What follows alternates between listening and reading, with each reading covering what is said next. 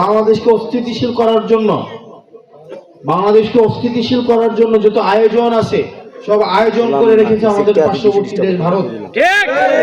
ওনারা যদি বন্ধুত্বপূর্ণ সম্পর্ক চাইতো তাহলে আমাদের জন্য যারা শত্রু, বাংলাদেশকে যারা অস্থিতিশীল করতে চায়, যারা খুনি, তাদেরকে আমাদের হস্তান্তর করে তাদেরকে বিচারের মুখোমুখি করে দিত কিনা?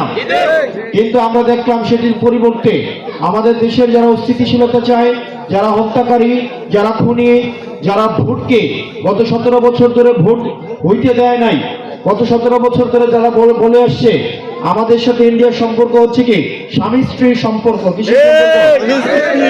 স্বামী স্ত্রীর সম্পর্ক।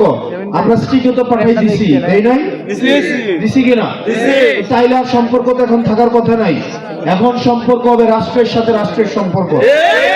ভারতকে সিদ্ধান্ত নিতে হবে সে কি আওয়ামী লীগের দৃষ্টিতে বাংলাদেশকে দেখবে নাকি জনগণের দৃষ্টিতে বাংলাদেশকে দেখবে। আমরা বারবার বলছি ভারতের জনগণের সাথে, সার্বভৌমত্বের সাথে আমাদের কোনো শত্রুতা নাই। আমাদের শত্রুতা হচ্ছে ভারতের পলিসির সাথে। গুজরাট কসাই হাসিনা কসাইকে জায়গা দিয়েছে, জায়গা দেয় নাই। আমরা ভারতকে বলবো আপনাদের বাংলাদেশের যে নীতিমালা রয়েছে সেটা দ্রুত সেটা পরিবর্তন করতে হবে।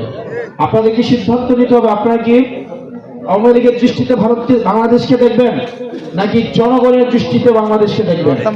আপনারা যদি জনগণের সাথে ভারতের জনগণের সম্পর্ক চান, এই সম্পর্ক হবে সবচেয়ে সমৃদ্ধ একটি সম্পর্ক। আপনারা যদি শুধুমাত্র আওয়ামী লীগের সাথে ভারতের সম্পর্ক চান, এই সম্পর্ক আরো বেশি তিক্ত হবে, আরো বেশি এই সম্পর্কটা আরো বেশি অন্ধকার হবে। সেজন্য